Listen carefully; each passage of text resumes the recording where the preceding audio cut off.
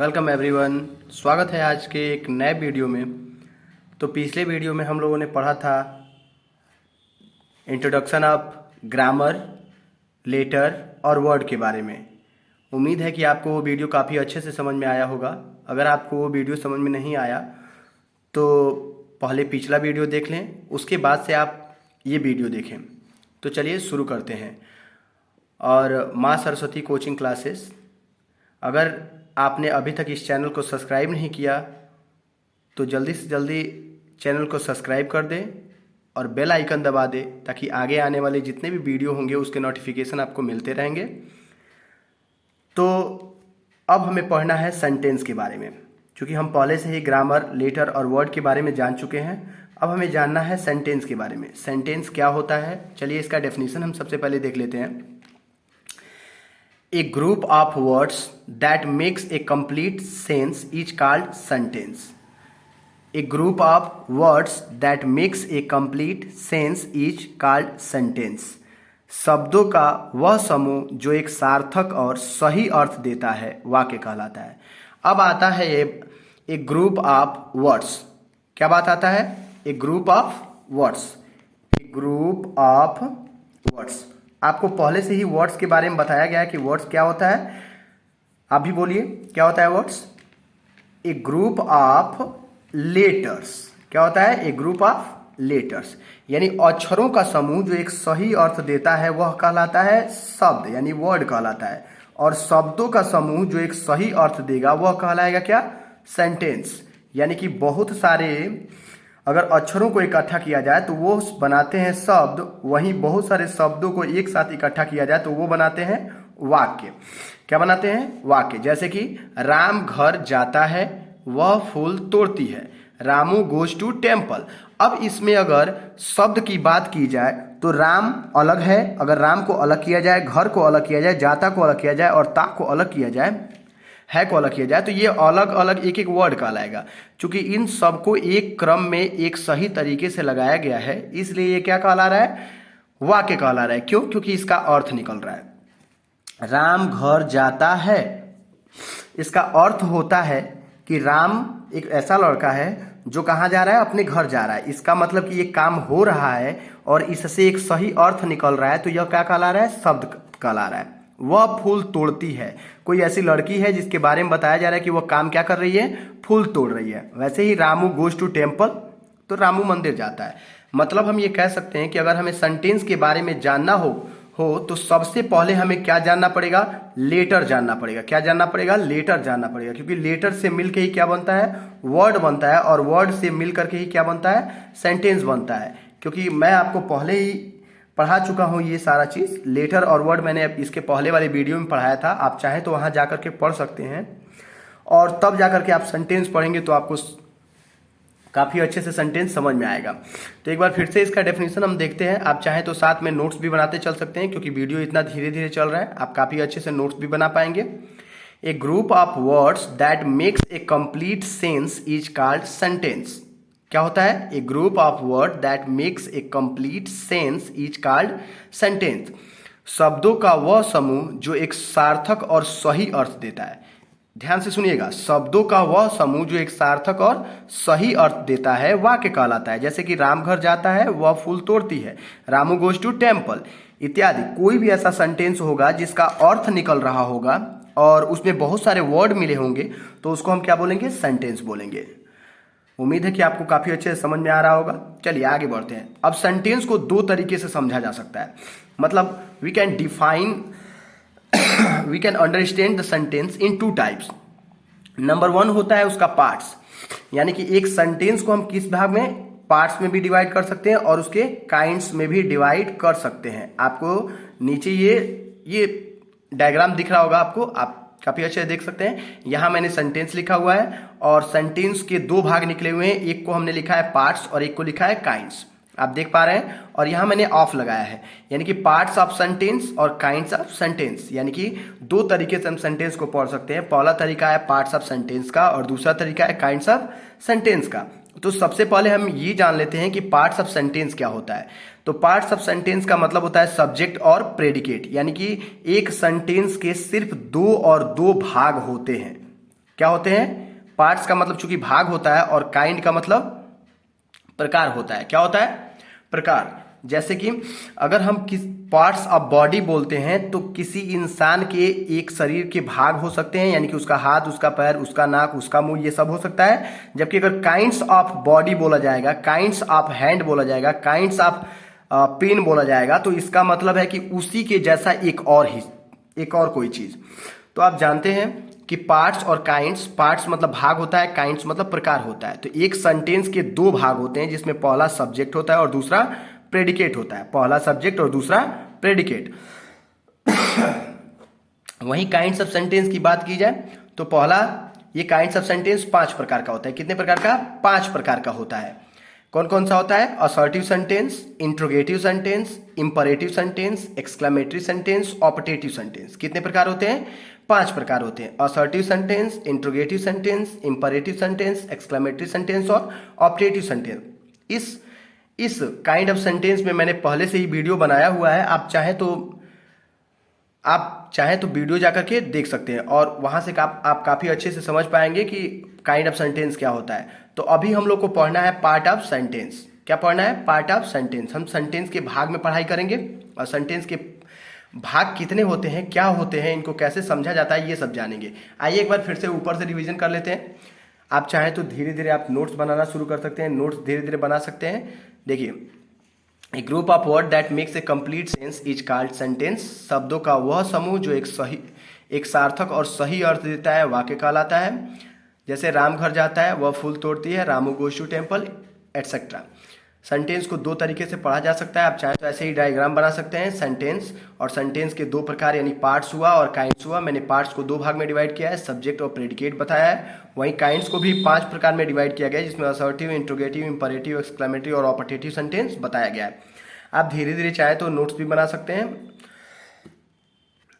और एक बार मैं फिर से आपसे रिक्वेस्ट करूंगा कि अगर अब तक आपने इस चैनल को सब्सक्राइब नहीं किया है तो कृपया सब्सक्राइब कर दीजिए और बेल आइकन को दबा दीजिए, ताकि आगे आने वाले जितने भी वीडियो होंगे उसके नोटिफिकेशन आपको मिलते रहेंगे। चलिए, अब हमें आगे पढ़ना है पार्ट्स ऑफ सेंटेंस के बारे में। क्या पढ़ना है? Parts of sentence. मैंने आपको पहले से ही बताया कि एक सेंटेंस के अंदर से जो चीजें निकलती हैं वही उसका पार्ट्स होता है। जैसे अगर मैं इस पेड़ को बना रहा हूं, आई एम सॉरी, मेरा चूंकि क्या बोलते हैं, आर्ट बहुत अच्छा नहीं है, इसलिए आप ऐसे ही पेड़ को समझ लीजिए। तो अगर मैं इस पेड़ को बना रहा हूं तो इसकी एक एक डाली जो होगी, इसकी एक एक डाली इस पेड़ का क्या होगा? पार्ट्स होगा। क्या होगा? पार्ट्स। यानी कि इस पेड़ का फूल भी होगा तो इसका पार्ट्स होगा, इस पेड़ की डाली भी होगी तो इसका पार्ट्स होगा। क्यों? क्योंकि यह इसी पेड़ के अंदर से निकल रहा है। लेकिन अगर मैं एक और पेड़ यहां बना देता हूं, क्या बना देता हूं? एक और पेड़ यहां बना देता हूं और इस पेड़ के फूल को इस पेड़ के फूल से तुलना करते हैं तो यह एक दूसरे का काइंड्स हो जाएगा, पार्ट्स नहीं होगा। समझ में आया? उम्मीद करते हैं आपको समझ में आया होगा। तो पहला है, अभी हमें पढ़ना है पार्ट्स ऑफ सेंटेंस के बारे में। क्या पढ़ना है? पार्ट्स ऑफ सेंटेंस के बारे में। लिखा हुआ है पार्ट्स ऑफ सेंटेंस। यह 2 प्रकार का होता है। कितने प्रकार का होता है? 2 प्रकार का होता है। पहला सब्जेक्ट होता है, दूसरा प्रेडिकेट होता है। पहला सब्जेक्ट, दूसरा प्रेडिकेट। सब्जेक्ट के बारे में देखते हैं। सबसे पहले subject, the person, place, animal और things which we talk about और told about is called subject. यानी कि जिस व्यक्ति, स्थान या वस्तु के बारे में हम बोलते हैं या कुछ कहते हैं तो उसको सब्जेक्ट कहा जाता है। यानी कि अगर हम किसी भी चीज की बात करें कि अगर चिड़िया उड़ती है, मैं किसके बारे में बोल रहा हूं? चिड़िया के बारे में, तो चिड़िया हमारा सब्जेक्ट हो जाएगा। सूर्य आसमान में चमकता है, मैं किसके बारे में बोल रहा हूं? सूर्य के बारे में, तो सूर्य क्या हो जाएगा? सब्जेक्ट हो जाएगा। अर्थात जिस भी व्यक्ति, स्थान या वस्तु के बारे में हम कुछ बोलते हैं या कुछ कहते हैं तो वो हमारा सब्जेक्ट हो जाता है। हम ये जानेंगे कि सब्जेक्ट जो कोई होता है इसको कैसे पहचाना जाता है। अगर आप चाहें तो सब्जेक्ट में कौन या किसे लगा करके भी प्रश्न करेंगे तो आपको जो आंसर मिलता है वो सब्जेक्ट होता है। जैसे कि अगर यहां पर लिखा हुआ है कि राम घर जाता है तो यहां पर किसके बारे में बोला जा रहा है? राम के बारे में। राम घर जाता है। या फिर अगर आप चाहें पूछ सकते हैं इसमें कौन घर जाता है, तो आंसर में क्या मिला आपको? राम। इसलिए राम क्या हो जाएगा? सब्जेक्ट हो जाएगा। वहीं वह फूल तोड़ती है, किसके बारे में बोला जा रहा है? वह के बारे में, तो वह क्या हो जाएगा? आपका सब्जेक्ट हो जाएगा। क्या हो जाएगा? सब्जेक्ट हो जाएगा। अगर और आगे थोड़ा सा बढ़ें तो हम ये देखेंगे कि रामू गोज टू टेम्पल क्या होता है। रामू गोज टू टेम्पल, हम किसके बारे में बातें कर रहे हैं, रामू के बारे में। तो रामू हमारा क्या हो जाएगा, सब्जेक्ट हो जाएगा। अर्थात हम ये कह सकते हैं कि जब किसी व्यक्ति, स्थान या वस्तु के बारे में हम कुछ बोलते हैं तो जिसके बारे में बोलते हैं वो हमारा क्या होता है, सब्जेक्ट होता है। क्या होता है, सब्जेक्ट होता है। चलिए, उम्मीद करते हैं कि आपको काफी अच्छे से समझ में आया होगा। अब इसके आगे हम देखेंगे तो हमारा दूसरा वाला एक बार फिर से ऊपर से देख लेते हैं। पार्ट्स ऑफ सेंटेंस दो प्रकार का होता है, पहला सब्जेक्ट, दूसरा प्रेडिकेट। सब्जेक्ट में क्या होता है, द पर्सन, प्लेस, एनिमल और things which we talk about और told about is called subject. जब किसी व्यक्ति, स्थान या वस्तु के बारे में कुछ बोला जाता है या कुछ कहा जाता है तो उसे सब्जेक्ट कहा जाता है। जैसे कि आप देख रहे हैं ये जितने भी सर्किल बनाए गए वर्ड हैं इन सबको हम क्या बोलेंगे, सब्जेक्ट बोलेंगे। क्या बोलेंगे, सब्जेक्ट बोलेंगे। इसके बाद से आगे हम देखते हैं दूसरा जो है इसका पार्ट्स, वो है प्रेडिकेट वाला। क्या है, प्रेडिकेट का। उम्मीद करते हैं कि आपको सब्जेक्ट समझ में आया होगा। Except subject in the sentence all the parts are called predicate. अब यहां पर काफी अच्छे समझने लायक है। एक्सेप्ट का मतलब होता है को छोड़कर, सब्जेक्ट इन द सेंटेंस यानी वाक्य में सब्जेक्ट को छोड़कर शेष बचा हुआ भाग जो होता है वो प्रेडिकेट कहलाता है। क्या कहलाता है, आप ध्यान से देखिए। Except subject in the sentence all the parts are called predicate, यानी वाक्य में कर्ता को छोड़कर शेष बचा हुआ पूरा भाग प्रेडिकेट कहलाता है। आप फिर से देखेंगे कि ये एग्जाम्पल सेम पिछला वाला एग्जाम्पल है जिसमें राम घर जाता है, वह फूल तोड़ती है, रामू गोज टू टेम्पल। इसमें आप देख पा रहे होंगे कि जो सब्जेक्ट वाला कॉलम था, जो मैंने अंडरलाइन किया हुआ था या सर्किल बनाया हुआ था, उसको मैंने इसमें छोड़ दिया, क्योंकि एक सेंटेंस में सब्जेक्ट के बाद प्रेडिकेट क्या होता है। तो एक सेंटेंस में सब्जेक्ट वाला हिस्सा अगर अलग कर दिया जाए तो शेष बचा हुआ हिस्सा जो होता है वो प्रेडिकेट का होता है। जैसे कि इसमें राम घर जाता है तो राम सब्जेक्ट है और बाकी हिस्सा क्या हो गया, प्रेडिकेट, घर जाता है। इसमें फूल तोड़ती है और इसमें गोज टू टेम्पल। चलिए, उम्मीद करते हैं आपको समझ में आया होगा। अब थोड़ा सा और आगे हम बढ़ेंगे तो ये देखेंगे कि प्रेडिकेट के तीन भाग होते हैं। कितने भाग होते हैं, प्रेडिकेट के तीन भाग होते हैं। पहला है वर्ब, दूसरा है ऑब्जेक्ट और तीसरा है कॉम्प्लीमेंट। वर्ब, ऑब्जेक्ट और कॉम्प्लीमेंट। क्या होता है, वर्ब, ऑब्जेक्ट और कॉम्प्लीमेंट। तो हम पहला हेडिंग बनाते हैं इसको, वर्ब। क्या होता है, वर्ब। वर्ब का मतलब क्रिया। क्या होता है, क्रिया, यानी कि जो काम करता है वो क्रिया होता है। तो सबसे पहले इसका हम लोग डेफिनेशन लिखेंगे। आप चाहें तो मेरे साथ साथ लिख सकते हैं। Verb is a word used to tell something about person, place और थिंग्स। या फिर एक और डेफिनेशन बढ़ सकता है, ए word that can create a movement. आप समझ पा रहे होंगे, movement in the subject is called verb. अर्थात हिंदी में इसका डेफिनेशन जानते हैं कि वाक्य में जिस शब्द से किसी कार्य का करना या होना पाया जाता है। क्या पाया जाता है, होना पाया जाता है, तो उसे क्रिया कहा जाता है। अर्थात अब ये समझिए क्या होता है। वर्ब का मतलब, verb is a word use to tell something about person, place, animal और पर्सन, प्लेस और थिंग्स। या फिर हम ये कह सकते हैं कि a word that can create a movement in the subject is called verb. यानी वाक्य में जिस शब्द से किसी काम का करना या होना पाया जाता है, उस शब्द को हम क्या कहते हैं? क्रिया कहते हैं। क्या कहते हैं? क्रिया कहते हैं। चलिए तो एग्जाम्पल देखते हैं इसका। अभी मैंने आपको वर्ब के बारे में बताया, राम घर जाता है, वर्ब। इसलिए वर्ब क्या है?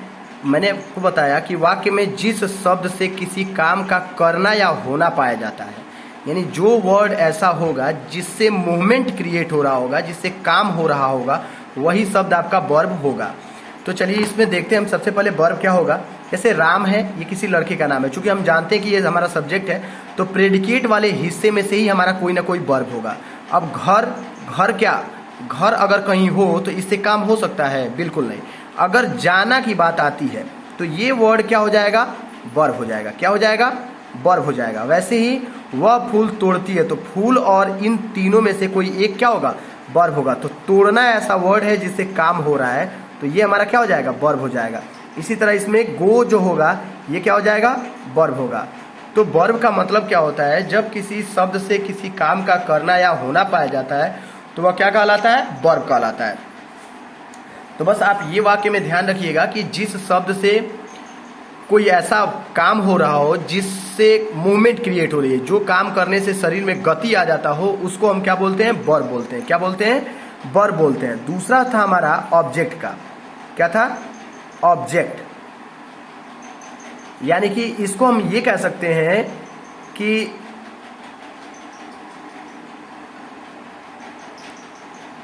Object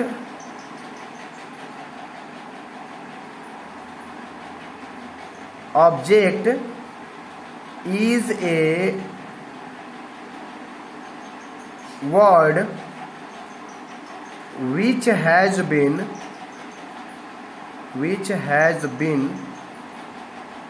done by subject। यानी कि हम ये कह सकते हैं, अगर ऐसे नहीं कहेंगे तो the work which has been, यहां कह सकते हैं the work which has been done by the subject is called object. यानी कि वह काम जो सब्जेक्ट के द्वारा किया जाता है उसको हम क्या बोलते हैं? ऑब्जेक्ट बोलते हैं। क्या बोलते हैं? ऑब्जेक्ट बोलते हैं। जब किसी वाक्य में सब्जेक्ट जिस काम को कर रहा होता है तो वो काम उसका ऑब्जेक्ट हो जाता है। जैसे अभी हमने यहाँ लिखा हुआ था कि वह फूल तोड़ती है, वह फूल तोड़ती है। तो जरा बताइए कि यहाँ पर वह जो है आपका, ये जो सब्जेक्ट है, यह क्या काम कर रहा है? तोड़ने का काम कर रहा है। तो तोड़ना क्या हो जाता है? वर्ब हो जाता है। क्या हो जाता है? वर्ब। ये वह जो हो गया, ये सब्जेक्ट हो गया। तो सब्जेक्ट काम क्या कर रहा है? तोड़ने का ना, लेकिन क्या तोड़ने का काम कर रहा है? तो फूल तोड़ने का काम कर रहा है। तो ये फूल क्या हो जाएगा? ऑब्जेक्ट हो जाएगा। एकदम ऐसे ही अगर हम बात करते हैं कि वे लोग किताब खरीदते हैं। क्या खरीदते हैं? किताब खरीदते हैं। तो यहाँ पर बात आती है वे लोग का, तो ये हो जाता है आपका सब्जेक्ट, खरीदना हो जाता है आपका वर्ब, और क्या खरीदते हैं? तो किताब, ये हो जाता है आपका ऑब्जेक्ट। तो जब कभी भी ध्यान रखेंगे, सब्जेक्ट जिस काम को कर रहा होता है उस काम को हम क्या बोलते हैं? ऑब्जेक्ट बोलते हैं। क्या बोलते हैं? ऑब्जेक्ट बोलते हैं।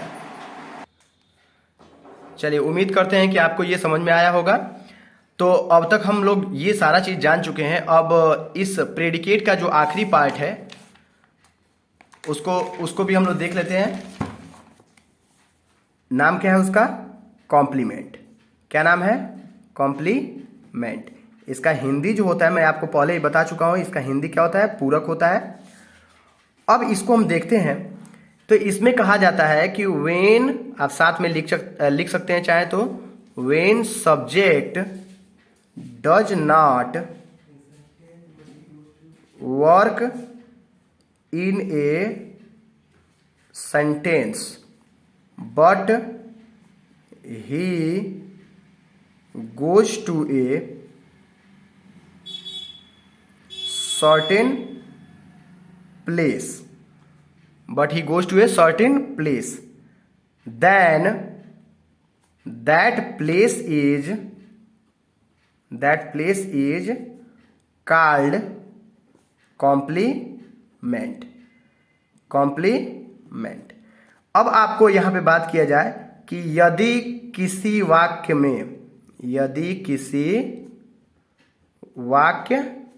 में कर्ता किसी काम को न करता हो बल्कि सिर्फ एक जगह से दूसरे जगह आता हो या जाता हो तो उसे कॉम्प्लीमेंट कहा जाता है। अब आप समझिए यहां पर इसको कि सब्जेक्ट कोई काम नहीं करता है बल्कि एक सेंटेंस से या एक जगह से दूसरे जगह पे सिर्फ जाता है या आता है। मतलब अगर हम कहें कि वह घर जाता है तो आप क्या कहेंगे? यहां पर सब्जेक्ट है, कहीं जा रहा है। तो जब किसी सेंटेंस में जाना और आना, कहीं पर जाने और आने की बात कही जाती है, अर्थात जाना और आने के तुरंत बाद किसी प्लेस का नाम आता है, तो ऐसे वाक्य में कॉम्प्लीमेंट होता है। जैसे कि मैं मामा के घर जाता हूं, मैं मुंबई जाता हूं, हम लोग दिल्ली जाते हैं, वे लोग हम लोग बाजार जाते हैं, वे लोग स्कूल जाते हैं, एटसेट्रा एटसेट्रा।